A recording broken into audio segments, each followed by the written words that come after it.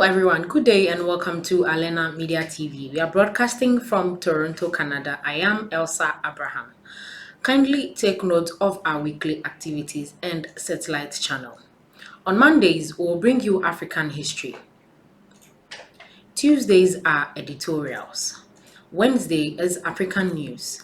Thursday, entertainment. Friday is COVID-19. Saturday is entertainment. Sundays are your say. You can watch us live on our NowSat frequency channel. NowSat vertical 12728.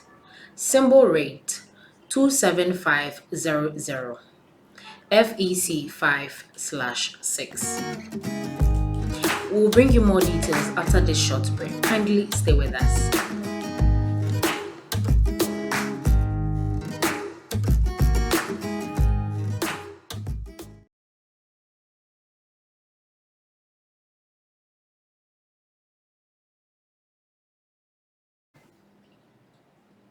Now our headlines. Sudan warns against escalation in Nile Dam dispute. Al-Shabaab claims suicide attack outside Turkish base in Somalia. United Nations orders probe into human rights abuses in Libya. Now let's go for the news in details. Sudan's Irrigation and Water Resources Minister calls for negotiations on Nile Dam among Khartoum, Cairo, Addis Ababa.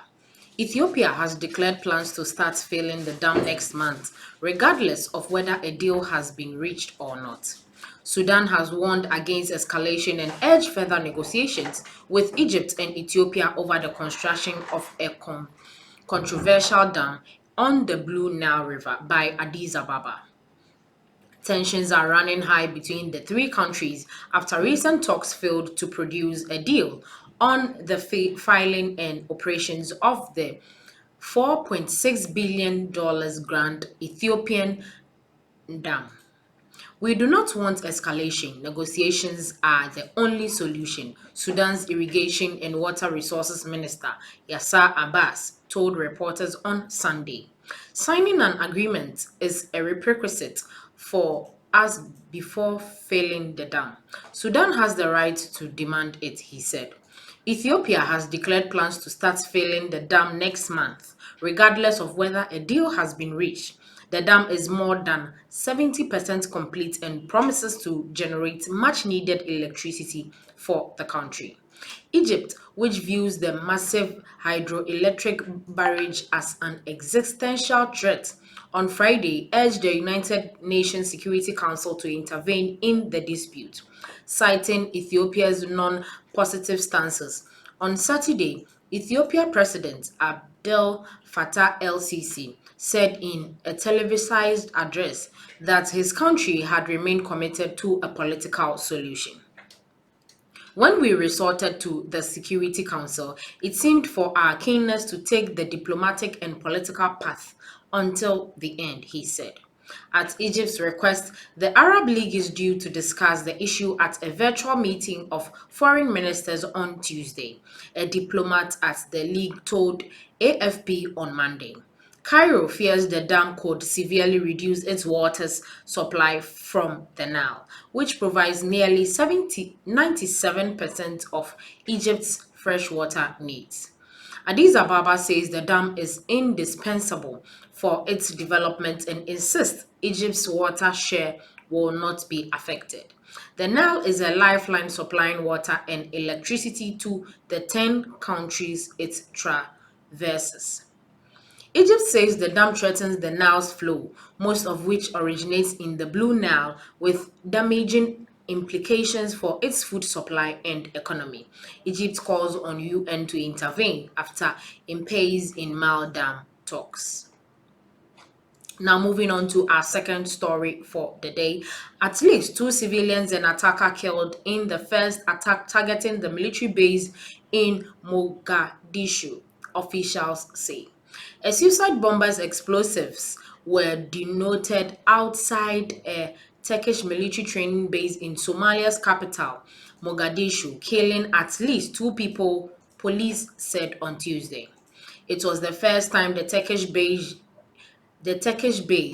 in Mogadishu, Turkey's largest overseas military base, had been attacked by the Al-Qaeda-linked rebel group Al-Shabaab. The Somalia-based group quickly claimed responsibility for the attack, according to Radio Al-Furqan, one of the group's radio affiliates. Somali government spokesperson Ismail Makta told an Anadolu news agency that security guards shot the bomber who was trying to enter the military facility. He pretended to be a trainee at the Turkey Somali Military Academy, but was shot and exploded outside the camp, killing himself and two civilians, Makta said. He added no Somali soldiers or Turkish nationals were killed or injured in the attack. Police Captain Mohammed Hussein said the attempted bombing occurred as a new military cadets were doing their morning drills. Turkey has a significant presence in Somalia and operates one of a number of foreign ministry training operations in the Horn of Africa nation long destabilized by conflict.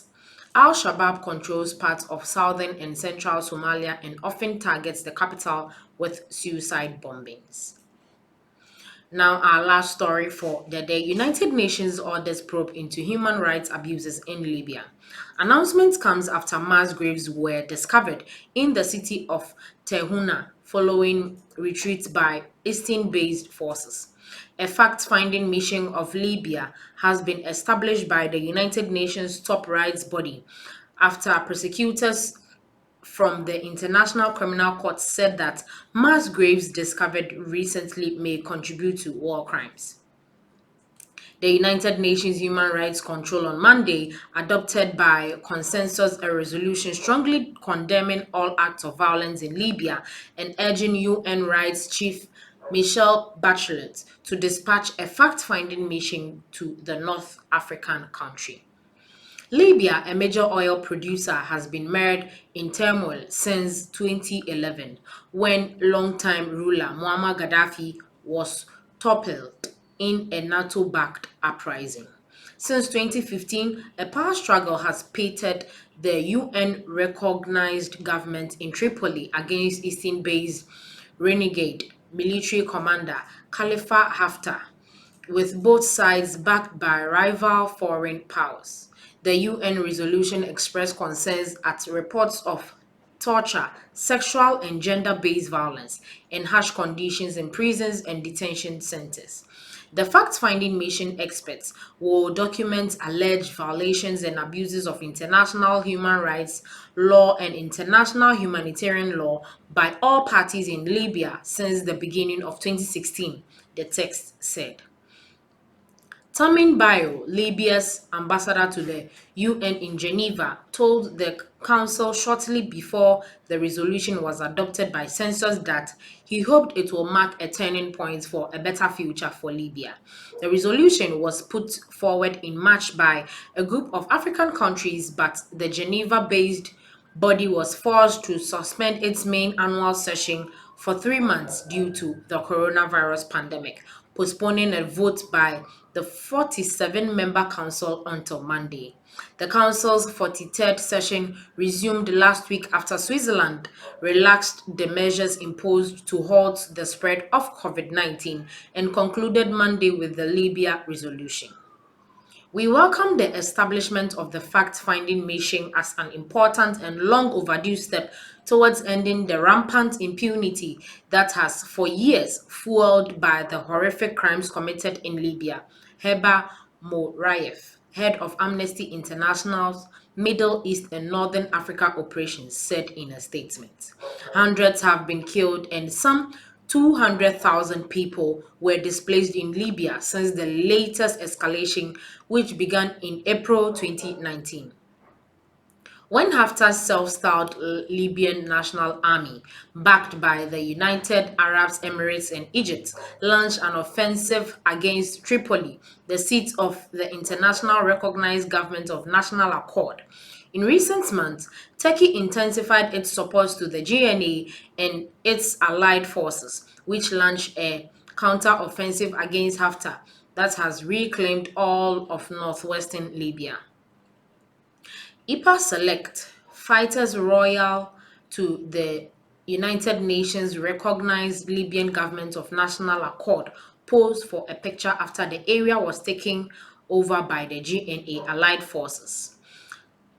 The establishment of a fact-finding mission into abuses in Libya is a wake-up call to warlords and armed groups that they could be held accountable for serious crimes committed by their rank and file, Human Rights Watch Eric Goldstein said. The withdrawal of Haftan forces from locations in the northwestern Libya allowed for the discovery of 8 suspected mass graves, prompting rights groups to urge that they be investigated for war crimes.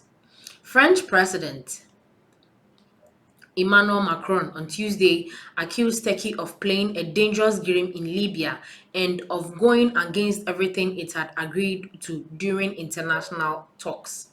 I have already had the opportunity to say very clearly to President Erdogan that I consider that Turkey is playing a dangerous game in Libya today and contravenes all of its commitments made at the Berlin conference, Macron said, referring to a peace meeting earlier this year.